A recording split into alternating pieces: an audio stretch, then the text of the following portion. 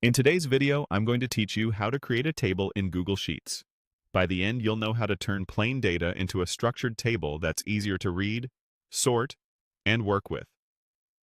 First, head to Google in your web browser.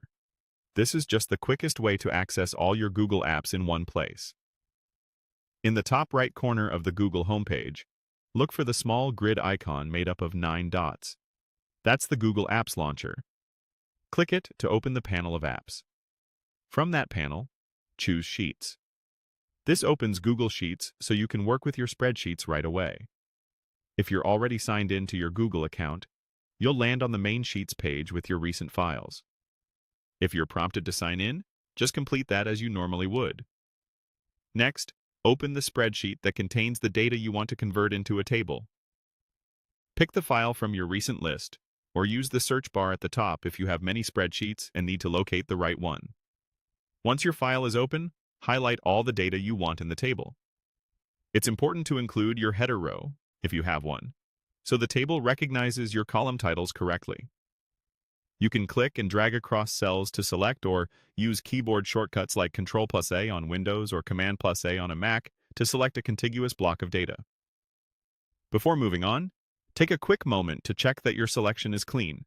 Remove any fully blank rows in the middle of your data and make sure each column contains one type of information, such as all dates or all numbers, to help your table work smoothly. Now, right-click anywhere inside the highlighted selection. This opens the context menu with options specific to your selection. If a right-click isn't working on your device, a two-finger click on a trackpad or using the menu key on some keyboards often does the same thing. From the context menu, click Convert to Table. Sheets will format your selection as a table. You may notice clearer header styling and built-in controls for sorting and filtering, which make analysis much easier. If your first row contains column names, they should be recognized automatically. If anything looks off, don't worry.